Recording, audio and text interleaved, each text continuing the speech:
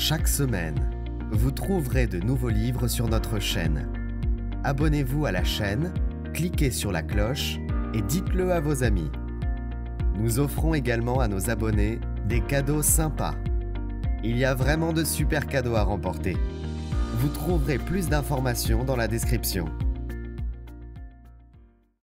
À l'amour de ma vie, Anthony, et à mes trésors, Noah et Sophie, qui dansent tous les jours. Chapitre 1. De la rigidité à l'agilité. Il y a fort longtemps, à l'époque de Downton Abbey, un valeureux capitaine se tenait sur le pont d'un navire de guerre britannique et regardait le soleil se coucher à l'horizon. L'officier était sur le point de descendre aux messes quand une vigie s'écria. « Feu, droit devant, à 2000 !» Le capitaine se tourna vers la proue. « Fixe ou mobile ?» demanda-t-il. Les radars n'existaient pas à l'époque. « Fixe, mon capitaine !»« Dans ce cas, faites des signaux à ce navire !» ordonna l'officier d'un ton bourru. « Dites-lui qu'il est sur une route de collision et qu'il doit modifier son cap de 20 degrés. » La réponse émise par la source des feux arriva sans tarder. Il serait préférable que ce soit vous qui modifiez votre cap de 20 degrés. Le capitaine se sentit insulté. Non seulement son autorité avait été remise en cause, mais l'affront avait eu lieu devant un simple matelot. « Envoyez un autre message !» rugit-il. « Ici le Téméraire, redoutable cuirassé de 35 000 tonnes. Changez votre cap de 20 degrés. »« Enchanté, capitaine, » répondit l'autre. « Je suis le matelot de seconde classe O'Reilly. Changez de cap immédiatement. » L'officier, au bord de l'apoplexie, hurla. « Nous sommes le vaisseau amiral de Sir William Atkinson Wiles. Changez de cap de 20 degrés. » Après un bref instant de silence, le matelot O'Reilly répondit. « Nous sommes un phare, mon capitaine. » Lorsque nous suivons le fil de notre existence, nous, les êtres humains, disposons de peu de moyens pour connaître le cap à suivre ou anticiper les écueils qui se dressent sur notre route. Nous n'avons pas de phare pour nous tenir à distance des eaux troubles. Nous n'avons pas de vigie à la proue du navire ou de radar sur la tourelle à l'affût des dangers immergés qui pourraient faire échouer nos projets de carrière. À la place, nous avons nos émotions, des sentiments comme la peur, l'anxiété, la joie et l'enthousiasme, un système neurochimique qui a évolué pour nous aider à naviguer sur les courants complexes de la vie. Les émotions, de la rage aveugle à l'amour transi, sont les réactions physiques immédiates de l'organisme face aux signaux cruciaux du monde extérieur. Quand nos sens reçoivent des informations, des signaux de danger, des indices révélateurs de sentiments amoureux, des signes indiquant que nous sommes acceptés ou exclus par nos pairs, notre organisme modifie son comportement en fonction de ces messages. Notre rythme cardiaque s'accélère ou ralentit. Nos muscles se durcissent ou se détendent. Notre attention se focalise sur la menace ou se relâche dans un cadre chaleureux. Grâce à ces réactions physiques viscérales, notre état intérieur et notre comportement extérieur s'adaptent en fonction de la situation courante, ce qui nous permet non seulement de survivre, mais aussi de nous épanouir. Comme le phare du matelot O'Reilly, notre système de guidage naturel, qui a évolué par tâtonnement durant des millions d'années, est beaucoup plus efficace quand nous n'essayons pas de le combattre. Mais ce n'est pas toujours facile, car nos émotions ne sont pas nécessairement fiables. Dans certains cas de figure, elles nous aident à percer les apparences et les faux semblants, faisant alors office de radar interne qui nous communique des informations exactes et fiables sur une situation donnée. N'avez-vous jamais eu l'intuition qu'un type ment ou que quelque chose ne va pas, même si votre ami affirme le contraire? Dans d'autres situations, nos émotions déterrent de vieux dossiers, confondant notre perception actuelle des événements avec de douloureuses expériences passées. Ces sensations fortes peuvent prendre le dessus, obscurcissant notre capacité de jugement et nous conduisant tout droit sur le récif. Vous risquez alors de disjoncter et de jeter votre verre au visage du menteur. Certes, la plupart des adultes perdent rarement le contrôle de leurs émotions dans des éclats publics inappropriés, qui resteront gravés dans les mémoires pendant des années. Il est plus probable que vous vous preniez les pieds dans le tapis de façon moins théâtrale, mais plus insidieuse. En général, les gens fonctionnent en pilote automatique émotionnel. Ils réagissent aux situations de façon involontaire, sans en avoir pleinement conscience. D'autres individus ont parfaitement conscience de consacrer trop d'énergie à essayer de contenir ou de réprimer leurs émotions, les traitant au mieux comme des enfants indisciplinés et au pire comme des menaces pour leur bien-être personnel. D'autres encore ont l'impression que leurs émotions les empêchent d'avoir la vie qu'ils souhaiteraient mener, surtout lorsqu'il s'agit de sentiments que nous jugeons problématiques, comme la colère, la honte et l'anxiété. Peu à peu, nos réactions face aux signaux reçus du monde réel deviennent de plus en plus faibles et artificielles. Elles nous font dévier de notre route au lieu de servir nos intérêts. Cela fait plus de 20 ans qu'en tant que psychologue et coach, j'étudie les émotions et leur influence sur notre comportement. Quand je demande à mes clients depuis combien de temps ils essaient de déceler, de corriger ou de venir à bout d'émotions particulièrement délicates ou de situations qui les suscitent, ils me répondent généralement qu'ils s'y efforcent depuis 5, 10, voire 20 ans. Certains me répondent même « depuis que je suis tout petit ». Ce qui appelle inévitablement la question suivante: diriez-vous que vos efforts portent leurs fruits? L'objectif de ce livre audio est de vous aider à prendre davantage conscience de vos émotions, à apprendre à les accepter et à faire la paix avec elles, puis à vous épanouir en stimulant votre agilité émotionnelle. Les outils et les techniques que j'ai rassemblés ici ne feront pas de vous un être parfait, qui ne se trompe jamais ou qui ne se laisse jamais submerger par des sentiments de honte, de culpabilité, d'anxiété ou d'insécurité. Viser la perfection, ou un bonheur sans nuage, ne fera qu'engendrer la frustration et un sentiment d'échec. Au lieu de cela, j'aimerais vous aider à maîtriser vos émotions, aussi vives soient-elles, à accroître votre capacité à apprécier vos amis, à atteindre vos objectifs et à vivre votre vie pleinement. Mais ce n'est que la partie émotionnelle de l'agilité émotionnelle. La partie agilité s'adresse aussi à vos schémas de pensée et de comportement.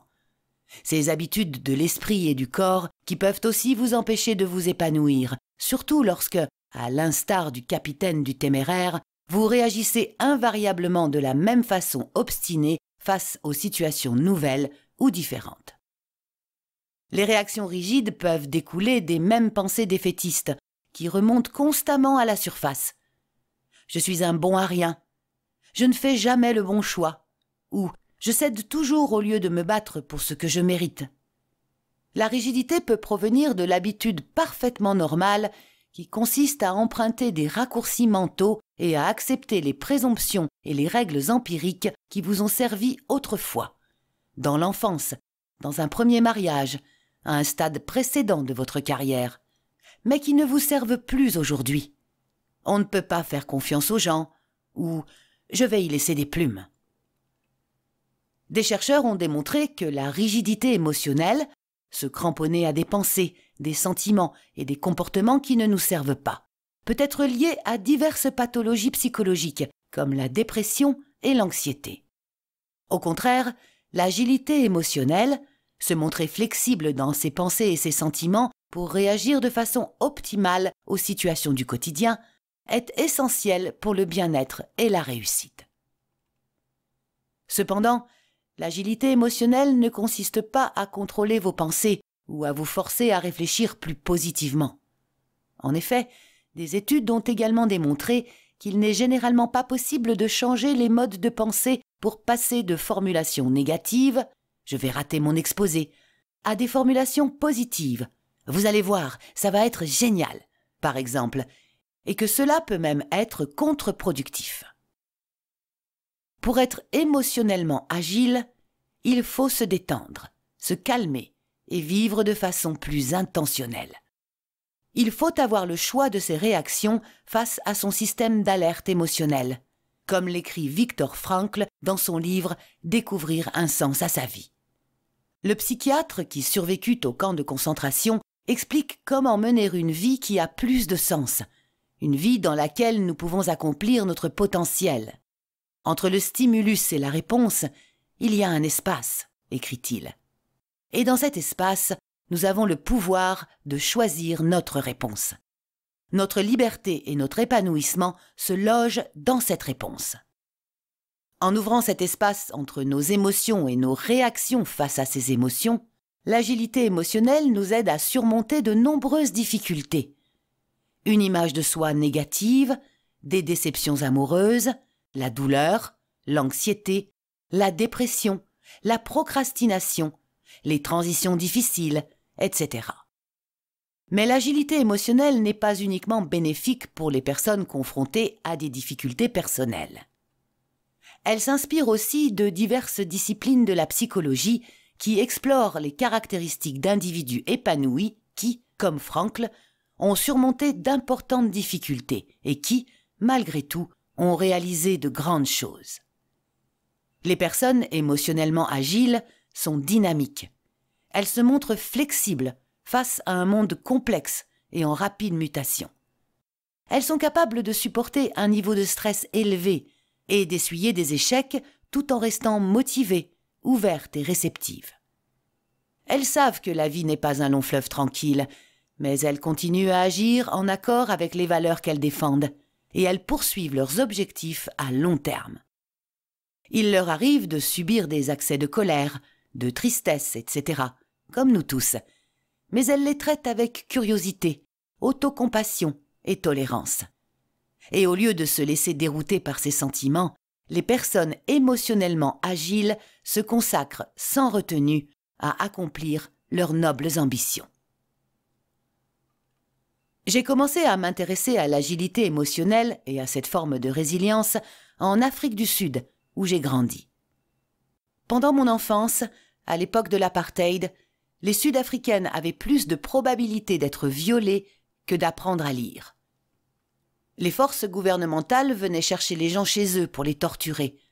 La police ouvrait le feu sur des citoyens qui se rendaient à l'église. Les enfants noirs et les enfants blancs étaient séparés dans tous les domaines de la société. Les écoles, les restaurants, les toilettes, les cinémas.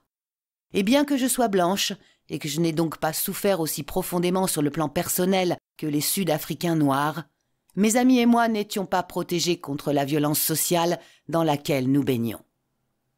Une amie a subi un viol en Réunion. Mon oncle a été assassiné. Par conséquent, dès mon plus jeune âge, j'ai cherché à comprendre comment les gens font face ou ne font pas face au chaos et à la cruauté qui les entoure. Puis, quand j'ai eu 16 ans, mon père, qui venait de fêter ses 42 ans, fut atteint d'un cancer. Les médecins ne lui donnèrent que quelques mois à vivre. Cette expérience traumatisante m'isola. Il n'y avait pas beaucoup d'adultes à qui me confier, et aucun de mes amis n'avait vécu cette épreuve. Heureusement, j'avais une professeure d'anglais extrêmement attentionnée qui encourageait ses élèves à tenir un journal. Nous pouvions y écrire tout ce qui nous passait par la tête, mais nous devions lui remettre notre carnet tous les après-midi pour qu'elle puisse le relire. J'ai commencé à écrire sur la maladie de mon père, puis sur sa mort. Ma professeure me faisait part de ses réflexions sincères et me posait des questions sur ce que j'éprouvais. La tenue du journal m'apporta un grand soutien, et je me suis rapidement rendu compte que cela m'aidait à décrire, à comprendre et à assimiler mon expérience. Cela n'a pas atténué la douleur du deuil, mais cela m'a permis de traverser le traumatisme. Cela m'a donné aussi la force d'affronter mes émotions, plutôt que de les éviter, et m'a orienté également dans mon choix de carrière. Heureusement, l'apartheid appartient désormais au passé de l'Afrique du Sud et, même si la vie moderne n'est pas vraiment dépourvue de douleur et d'horreur, la majorité de mes lecteurs n'ont pas à craindre la violence et l'oppression institutionnalisée.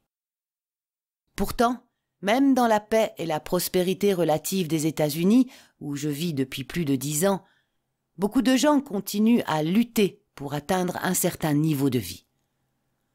La plupart des personnes que je connais sont stressées et débordées par les exigences de leur carrière professionnelle, de leur famille, de leur santé, de leurs finances. Elles subissent tout un tas d'autres pressions personnelles, en plus des grandes forces sociétales, comme une économie instable, des mutations culturelles rapides et les assauts ininterrompus de technologies disruptives qui viennent nous distraire à tous les coins de rue. Nous ne trouverons aucun soulagement à devenir multitâches, solution universelle au surmenage. Une étude récente a démontré que les effets du travail multitâche sur les performances étaient comparables à ceux de l'alcool au volant.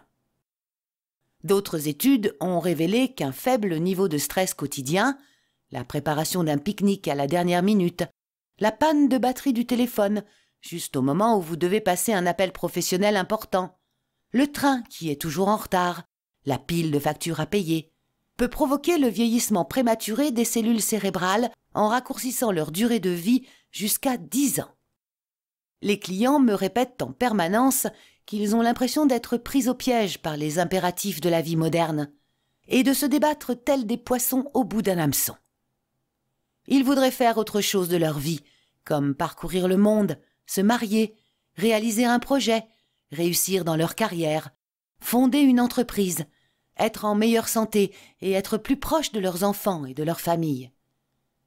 Mais leurs faits et gestes quotidiens ne les rapprochent pas de leurs désirs et vont même souvent à leur encontre.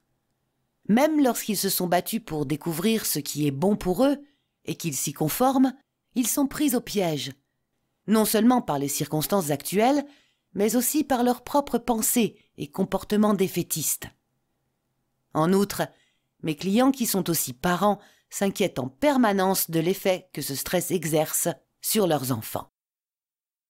S'il y a bien une époque où nous devons devenir plus émotionnellement agiles, c'est maintenant. Quand le sol se dérobe en permanence sous nos pieds, nous devons être agiles pour éviter de nous étaler de tout notre long. Rigide ou agile? À 5 ans, j'ai décidé de fuguer. J'étais en colère contre mes parents pour une raison quelconque, dont je ne me souviens pas. En revanche, je me souviens que m'enfuir m'était apparu comme la seule issue possible. J'ai emballé quelques affaires, j'ai pris un pot de beurre de cacahuète et un morceau de pain, j'ai enfilé mes sabots rouges et blancs à motif de coccinelle que j'adorais, et je suis parti en quête de liberté. Nous habitions près d'une route passante de Johannesburg, et mes parents me répétaient sans relâche que je ne devais jamais traverser toute seule. En m'approchant du carrefour, je me suis rendu compte qu'il m'était impossible de continuer à avancer dans le vaste monde. Traverser la rue était formellement interdit. Donc je fis ce qu'aurait fait toute fugueuse disciplinée de 5 ans qui n'avait pas la permission de traverser la rue. J'ai fait le tour du pâté de maison. Quand j'ai fini par décider de rentrer à la maison, j'avais fait le tour du même pâté de maison en passant et repassant devant ma porte pendant des heures. Il nous est à tous arrivé plus ou moins la même chose.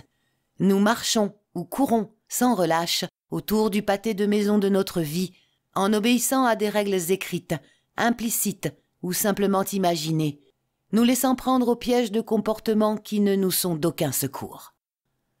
Je dis souvent que nous agissons comme des jouets mécaniques qui se heurtent sans cesse au même mur, sans nous rendre compte qu'il y a une porte ouverte légèrement à gauche ou à droite.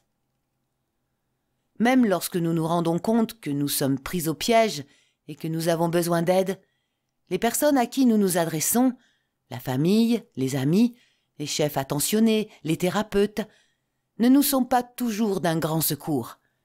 Ils ont leurs propres problèmes, limites et préoccupations. Par ailleurs, la société de consommation défend l'idée que nous pouvons contrôler et résoudre la plupart des causes de désagrément et que nous devons jeter ou remplacer le reste. Votre mari ne vous rend pas heureuse? Cherchez-en un autre. Vous n'êtes pas assez productive. Une appli peut résoudre le problème. Quand notre monde intérieur ne nous satisfait pas, nous appliquons le même état d'esprit. Nous partons faire du shopping, nous changeons de psy, ou nous décidons de résoudre notre propre insatisfaction par la pensée positive. Malheureusement, ça ne marche pas.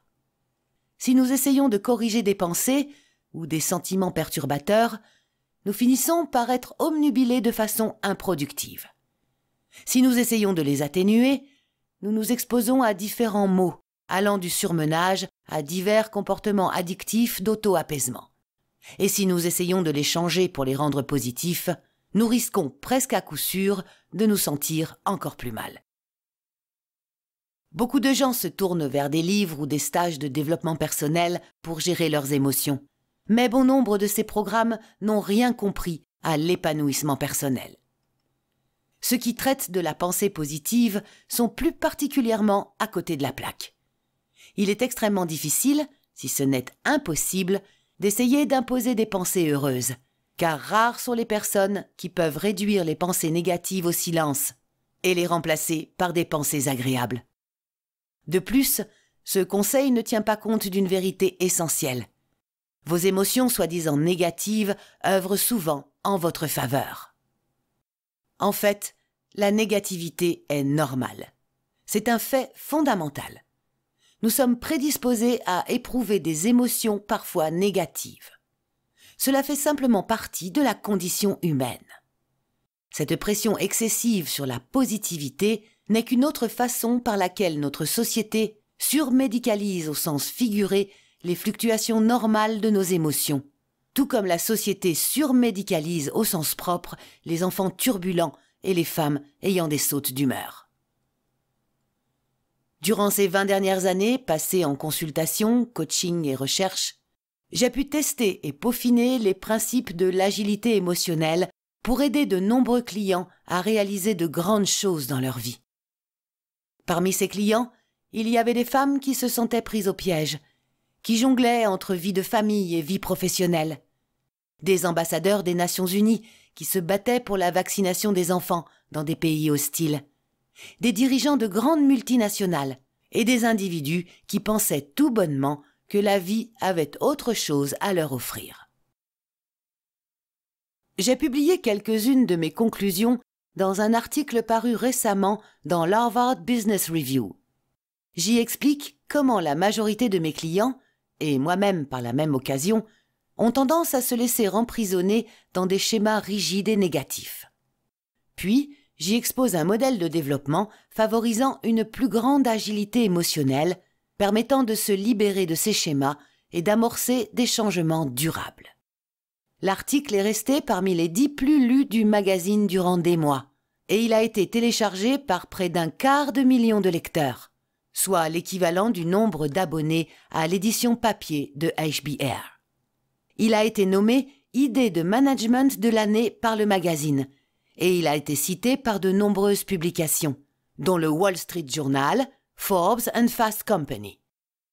Les journalistes décrivent l'agilité émotionnelle comme la prochaine intelligence émotionnelle, une grande idée qui change l'opinion qu'a notre société des émotions. Je ne le mentionne pas pour me vanter, mais parce que les réactions à cet article m'ont permis de me rendre compte que mes idées avaient trouvé un écho. Il semblerait que des millions de personnes cherchent une meilleure voie. Ce livre audio présente une version considérablement étendue et amplifiée des travaux et des conseils évoqués dans l'article paru dans HBR. Mais avant de nous plonger dans le vif du sujet, je vais vous en présenter les grandes lignes. L'agilité émotionnelle est un processus qui permet de vivre l'instant présent, de changer des comportements ou de les conserver de façon à vivre en accord avec vos intentions et vos valeurs. Le processus ne consiste pas à ignorer les émotions et les pensées toxiques. Il consiste à les accueillir avec bienveillance, à les affronter courageusement et avec compassion, puis à les dépasser pour que de grandes choses se produisent dans votre vie. Le processus d'acquisition de l'agilité émotionnelle se déroule en 4 mouvements essentiels. Accueillir ses émotions. Woody Allen a dit « 80% du succès, c'est juste de se pointer ». Dans le contexte de ce livre audio, se pointer consiste à répondre présent, c'est-à-dire à accueillir ses pensées, ses émotions et ses comportements avec curiosité et bienveillance. Certaines de ces pensées et émotions sont valides et appropriées à l'instant présent. D'autres sont des bribes, des fragments de pensée qui tournent en boucle dans votre cerveau, comme cette chanson de Beyoncé dont vous essayez de vous débarrasser depuis des semaines. Dans les deux cas, qu'il s'agisse de reflets fidèles à la réalité ou de distorsions nuisibles, ces pensées et émotions font partie de vous et vous devez apprendre à vous en servir pour poursuivre votre route. Prendre du recul. Après avoir affronté vos pensées et vos émotions, la prochaine étape consiste à s'en détacher et à les observer afin de les voir simplement pour ce qu'elles sont, de simples pensées, de simples émotions. Ce recul nous permet de créer l'espace ouvert, non moralisateur, cher à Frankl, entre nos sentiments et nos réactions. Nous pouvons identifier les sentiments nuisibles au moment où nous les éprouvons afin de trouver des réactions plus appropriées. Une observation détachée nous évite de nous laisser contrôler par nos expériences mentales passagères. La vision d'ensemble que l'on acquiert en prenant du recul permet d'apprendre à se voir comme un échiquier plein de possibilités, au lieu d'une pièce quelconque du plateau confinée à certains déplacements tout tracés. Affirmer ses raisons. Après avoir examiné vos schémas mentaux, puis avoir créé l'espace nécessaire entre vos pensées et vos réactions, vous allez pouvoir vous concentrer davantage sur qui vous êtes vraiment, vos valeurs essentielles, vos objectifs majeurs. Accueillir, accepter, puis prendre vos distances par rapport aux choses qui vous effraient ou vous font du mal, vous permettront de vous engager davantage sur le long terme, en développant notamment des pensées et des sentiments liés aux valeurs et aux aspirations à long terme, et vous aideront à trouver d'autres moyens d'y parvenir. Tous les jours, vous prenez des milliers de décisions. Irez-vous à la salle de sport après votre travail? Ou préférez-vous prendre un apéro entre collègues? Devez-vous répondre au coup de téléphone de l'ami qui vous a blessé? Ou devez-vous le basculer vers la messagerie? Ces instants décisifs sont des points de choix.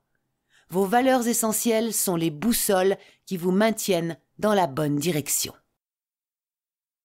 Poursuivre sa route. Le principe des petits changements. Dans les livres de développement personnel, le changement est généralement considéré en termes d'objectifs ambitieux et de transformation radicale. Mais les études défendent le point de vue inverse. De petits ajustements délibérés, imprégnés de vos valeurs, peuvent radicalement changer votre vie. C'est particulièrement vrai pour les habitudes qui, par des répétitions quotidiennes, sont de grands leviers de changement. Le principe de la balançoire à bascule. Quand on regarde une gymnaste de haut niveau, on a l'impression que les mouvements difficiles ne lui demandent aucun effort. C'est dû à son agilité et à ses pectoraux surdéveloppés. Lorsqu'elle se retrouve en déséquilibre, ses pectoraux l'aident à rétablir son équilibre. Mais pour atteindre ce haut niveau, elle doit constamment se pousser hors de sa zone de confort pour tenter des mouvements de plus en plus difficiles. Nous aussi, nous devons trouver l'équilibre parfait entre la difficulté et nos compétences pour n'être ni bloqués ni débordés, mais stimulés et enthousiasmés par les nouveaux défis. La femme d'affaires Sara Blakely, fondatrice de la marque de lingerie Spanx et l'une des plus jeunes milliardaires du monde, raconte que tous les soirs, à l'heure du dîner, son père demandait « Explique-nous en quoi tu as échoué aujourd'hui ?» Le but de la question n'était pas de la démoraliser. Au contraire, son père voulait encourager ses enfants à repousser leurs limites.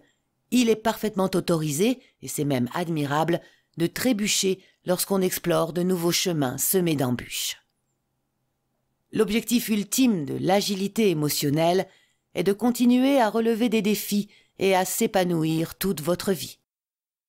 J'espère que ce livre audio vous aidera à amorcer de véritables changements de comportement, à agir autrement pour vivre la vie que vous avez toujours voulu vivre et vous aider à transformer vos émotions en source d'énergie, de créativité et d'innovation. Au travail.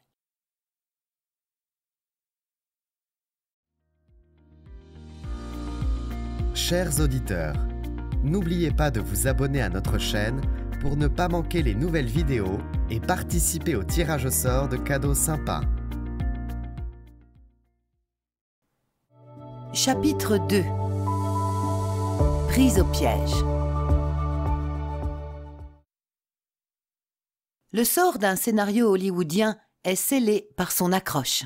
Les simples prémices qui éveillent l'intérêt du spectateur, le point de départ de l'histoire et le moteur de l'action. Une accroche implique nécessairement un conflit. Une fois que nous sommes captivés par le film, nous avons envie de savoir de quelle façon le conflit va être résolu. Nous sommes donc pris au piège et nous regardons le film jusqu'à la fin. En tant que psychologue, j'ai constaté que les livres et les films qui me captivent le plus sont ceux dans lesquels le conflit, ou une grande partie de celui-ci, est inhérent à la nature même du héros. Un personnage qui a du mal à joindre les deux bouts ne comprend rien aux femmes jusqu'à ce que, ayant désespérément besoin d'un emploi, il fasse semblant d'être une femme. Tootsie. Une ingénue a peur de s'engager. Ou bien, comme dans l'une des meilleures accroches de tous les temps, un tueur reçoit un coup sur la tête, se réveille au milieu d'une intrigue haletante et ne se souvient plus de rien, ni de qui il est, ni de ce qu'il fait là. La mémoire dans la peau. Même si nous ne roulons pas à bord d'une décapotable sur une route bordée de palmiers, ou si nous ne déjeunons pas avec des stars, chacun de nous, à sa façon, est un scénariste d'Hollywood. Chaque minute de chaque jour qui passe, nous écrivons des scénarios qui sont projetés dans l'UGC de notre tête. À la différence que nous sommes davantage pris au piège que captivés par notre propre histoire. Nous sommes prisonniers de nos émotions, pensées ou comportements défaitistes. Notre esprit est une machine à fabriquer du sens, et le fait d'être humain consiste en grande partie à donner du sens aux milliards de bribes d'informations sensorielles dont nous sommes bombardés quotidiennement. Pour y parvenir, nous organisons toutes les visions, les sons, les expériences et les liens qui tourbillonnent autour de nous en une narration cohérente. Je m'appelle Suzanne et je me réveille. Je suis dans mon lit. Le petit mammifère qui me saute dessus est mon fils, Noah. Avant, je vivais à Johannesburg, mais maintenant, je vis dans le Massachusetts. Je dois me lever et me préparer, car j'ai un rendez-vous. Je suis psychologue et je rencontre des personnes que j'essaye d'aider. Ces narrations jouent un rôle.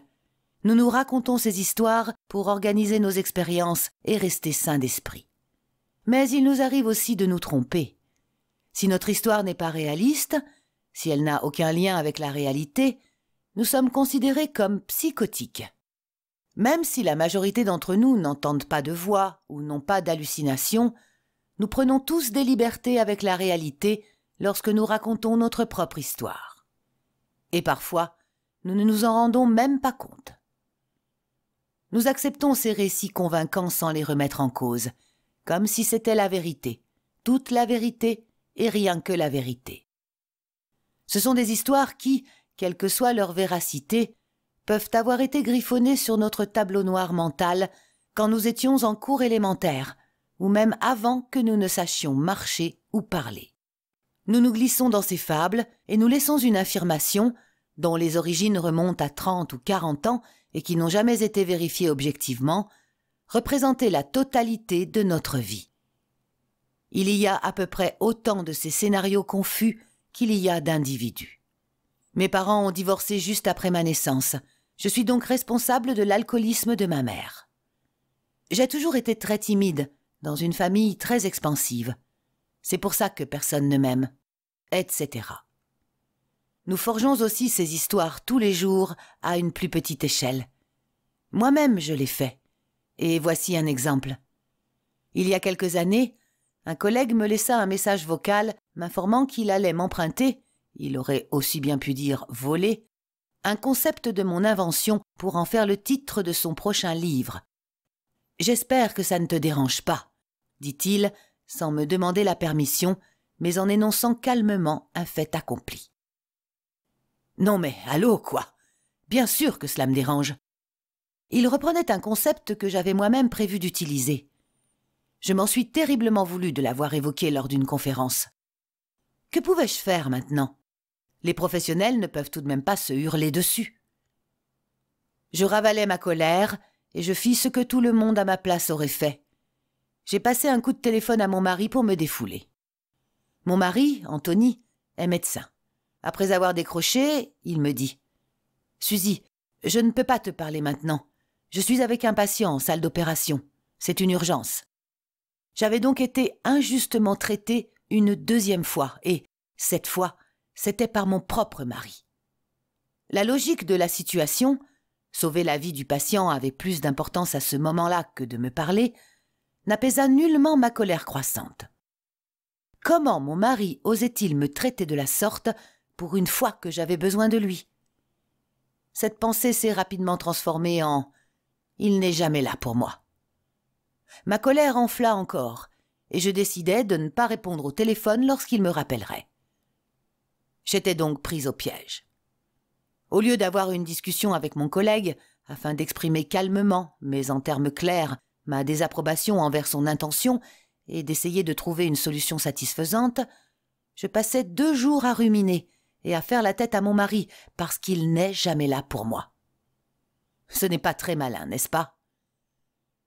Le problème n'est pas tant que ces histoires équivoques, pas toujours vraies, que nous nous racontons à nous-mêmes, engendrent des conflits, nous font perdre du temps ou jettent un froid à la maison, mais plutôt qu'elles font naître un conflit entre le monde tel qu'il est décrit par ces histoires et le monde dans lequel nous voulons vivre, le monde dans lequel nous pourrions réellement nous épanouir.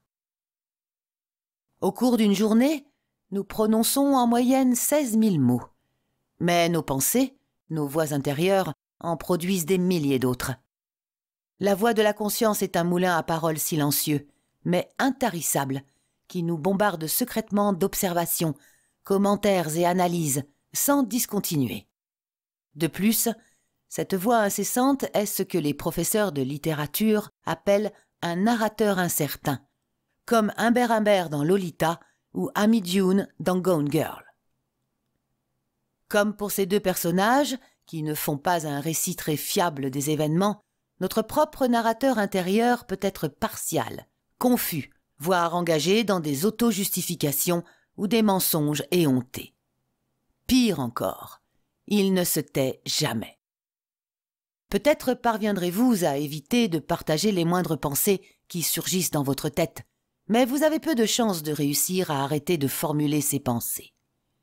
Même si nous considérons souvent les déclarations jaillissant de ce flot de bavardage comme étant factuelles, il s'agit généralement d'un mélange complexe d'hypothèses et de jugements de valeur amplifiés par nos émotions.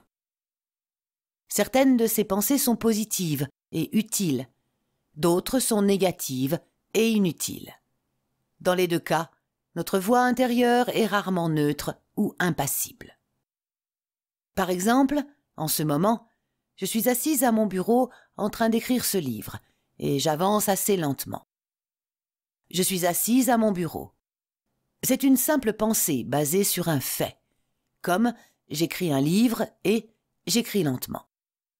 Jusque-là, tout va bien. Mais ces observations factuelles peuvent facilement glisser dans le domaine de l'opinion.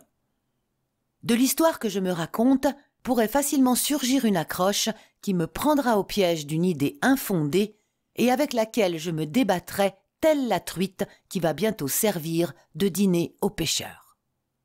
J'écris lentement risque d'être vite suivi par l'évaluation autocritique « j'écris trop lentement ». J'écris plus lentement que la majorité des écrivains, transforme la pensée factuelle en comparaison. Je prends du retard, ajoute un élément d'anxiété. Vient ensuite le jugement accablant qui résume le tout. Je me suis bercé d'illusions sur le volume de texte que je parviendrai à écrire avant l'échéance. Pourquoi ne suis-je pas honnête envers moi-même? Je suis fichu. Ce qui est très éloigné de mon point de départ factuel, je suis assise à mon bureau en train d'écrire un livre lentement.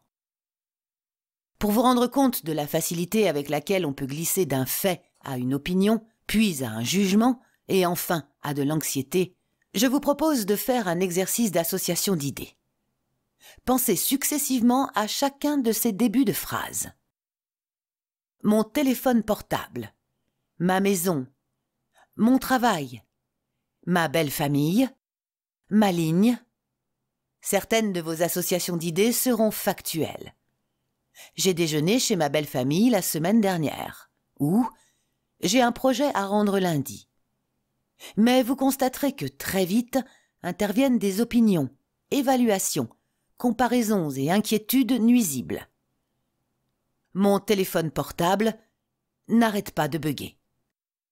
Ma maison n'est jamais rangée. Mon travail est trop stressant.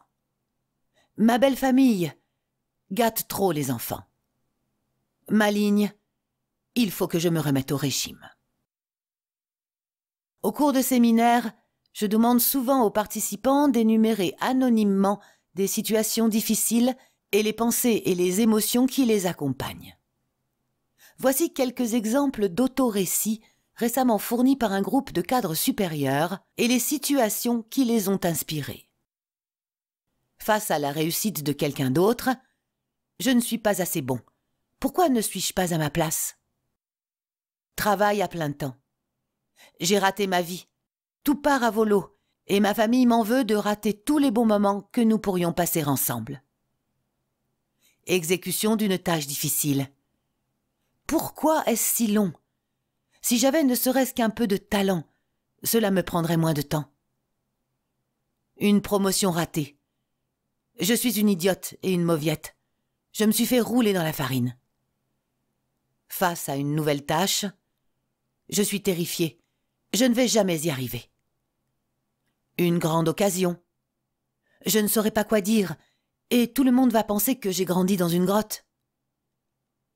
Suite à une remarque négative, je vais me faire virer. Retrouvailles avec de vieux amis. Je suis un loser. Ils ont tous des vies beaucoup plus palpitantes que la mienne et ils ont de meilleurs salaires. Difficulté de suivre un régime. Je suis beaucoup trop grosse. Je ferais aussi bien de laisser tomber. Les autres sont toutes mieux fichues que moi. Voici pourquoi l'on mord si facilement à l'hameçon et que l'on se retrouve pris au piège. Une souris verte, facile. Le mot a jailli automatiquement. Il est presque inévitable de mordre à l'hameçon, car nous réagissons très souvent par réflexe. L'hameçon est généralement une situation rencontrée dans la vie quotidienne. Il peut s'agir d'une conversation tendue avec votre chef, une interaction redoutée avec un proche, une présentation à venir, une discussion avec votre conjoint à propos d'argent, le bulletin décevant de votre enfant, ou simplement les embouteillages aux heures de pointe. Puis il y a votre réaction automatique face à cette situation. Vous émettez une remarque sarcastique. Vous vous refermez comme une huître en évitant d'analyser vos sentiments. Vous procrastinez, vous vous en allez, vous boudez ou vous vous mettez à hurler. Lorsque vous réagissez automatiquement de l'une de ces façons totalement inutiles, vous êtes pris au piège. Le résultat est aussi prévisible que la couleur verte qui vous est venue à l'esprit à la suite d'une souris. L'hameçon s'agite juste sous votre nez et vous y mordez sans la moindre hésitation. Vous êtes pris au piège dès l'instant où vous considérez vos pensées comme des faits avérés. Je ne suis pas bon dans ce domaine, j'échoue toujours. Vous commencez alors à éviter les situations qui provoquent ces pensées. Ça ne sert à rien d'essayer. Ou bien, vous vous repassez la pensée en boucle. Ma dernière tentative a été extrêmement humiliante. Parfois, sur les conseils bien intentionnés d'un ami ou d'un membre de la famille, vous essayez de repousser ces pensées. Je ne devrais pas penser cela, c'est contre-productif. Ou encore, vous vous forcez vaillamment à faire ce que vous redoutez, même si c'est l'hameçon lui-même et pas une chose à laquelle vous accordez de la valeur qui motive l'action. Je dois essayer, je dois apprendre à aimer ça, même si je dois y laisser ma peau. Ces débats intérieurs vous induisent non seulement en erreur, mais ils sont aussi épuisants. Ils sapent d'importantes ressources mentales que vous pourriez utiliser à bien meilleur escient. Au pouvoir d'enfermement de nos pensées s'ajoute le fait que bon nombre de nos habitudes mentales sont directement reliées à nos émotions et produisent une réaction démultipliée. Supposons que vous preniez des cours pour apprendre une nouvelle langue intergalactique. Dans cette langue, l'une des figures s'appelle Booba et l'autre Kiki. Voir l'annexe image numéro 1. Le professeur vous interroge pour savoir laquelle est laquelle. Il y a de fortes chances pour que vous répondiez que celle de gauche est Kiki et celle de droite Booba. Les instigateurs de cette expérience, V.S. Ramachandran et Edward Hubbard, établirent le constat que 98% des personnes étaient de cet avis. Même des enfants de 2 ans qui ne savaient pas encore parler firent le même choix.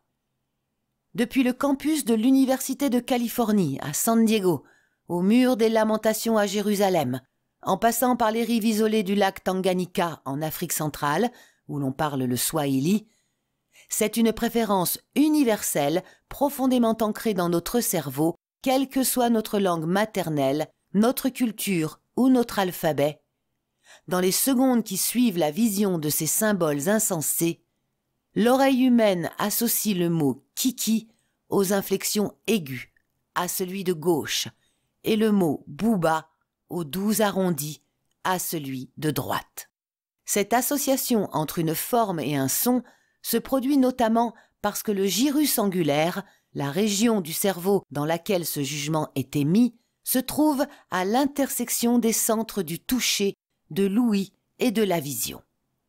Cette zone opère une fusion sensorielle intégrant les sons, les émotions, les images, les symboles et les gestes, et elle pourrait même être responsable de notre capacité à penser en métaphore. C'est une chemise criarde, ou c'est un vin qui a de la cuisse, même si la chemise hawaïenne n'émet aucun son, ou si le vin n'a pas de jambes.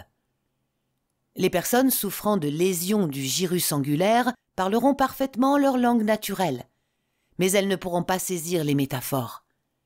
C'est aussi le cas des primates inférieurs, qui possèdent un gyrus angulaire dont la taille équivaut à 1/8 environ de celle d'une autre. Notre capacité de fusion cognitive n'aide pas seulement les poètes et les écrivains à imaginer des tournures de phrases plaisantes. Malheureusement, elle nous prédispose tous à nous laisser prendre au piège et à y rester enfermés.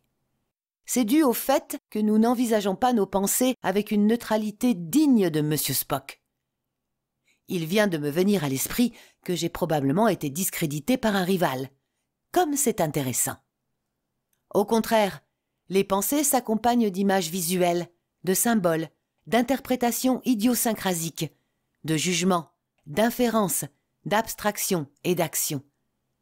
Cela donne une vibrante intensité à notre vie mentale, mais cela risque aussi de nuire à notre objectivité et nous laisser à la merci de pensées intrusives, qu'elles soient fondées ou infondées, utiles ou inutiles. Au tribunal, les juges autorisent souvent les jurés à regarder les photos d'autopsie, mais rarement les photos de la scène du crime. En effet, les images violentes et choquantes portent un coup émotionnel aux jurés, qui risque d'influencer les délibérations que les juges espèrent être à la fois logiques et neutres. Les photos d'autopsie sont prises sous une lumière crue, sur une table métallique, dans un cadre très clinique, tandis que les photos de la scène de crime peuvent receler d'infimes détails qui humanisent la victime, la photo d'un enfant posé sur sa commode éclaboussé de sang, les lacets défaits de ses baskets usées, ou qui dramatisent ses souffrances. Ces images émotionnelles évocatrices risquent d'enflammer les jurés et de les mettre dans un état d'esprit revanchard. La victime me ressemblait. L'accusé a un alibi assez solide, mais quelqu'un doit payer pour le mal qui a été commis. Cette fusion cognitive en technicolore, teintée et renforcée par les émotions, est un fruit de notre évolution qui nous a bien servi quand des serpents et des lions, ou des tribus ennemies, nous voulaient du mal. Face à la menace d'un ennemi ou d'un prédateur, le chasseur-cueilleur moyen ne pouvait pas se permettre de perdre du temps avec des abstractions à la Spock. Je suis en danger. Quelles sont mes meilleures options? Pour sauver leur peau, nos lointains ancêtres devaient ressentir le danger viscéralement pour que se déclenche automatiquement une réaction prévisible contrôlée par le système endocrinien. La réaction de combat, de fuite ou d'immobilité. Quand j'avais une vingtaine d'années, je suis retournée vivre 1 an chez ma mère. Une amie et son petit copain avaient été violés et battus dans leur appartement par une bande de voyous qui avaient pénétré chez eux par effraction et qui avaient attendu leur retour après un dîner au restaurant. Les agressions comme celle-là étaient malheureusement courantes à Johannesburg, comme je l'ai déjà évoqué. Cela m'a mise encore plus sur les nerfs. Un soir, je me suis perdue alors que je rentrais chez moi en voiture et je me suis retrouvée dans un quartier très dangereux. J'ai commencé à avoir l'impression d'être suivie, mais je n'ai pas réussi à en avoir le cœur net avant d'arriver à destination. Merci d'avoir écouté ce livre audio. Vous pouvez écouter la version intégrale du livre en suivant le lien dans la description. N'oubliez pas de vous abonner à notre chaîne, cliquez sur j'aime et laissez un commentaire pour participer au tirage au sort.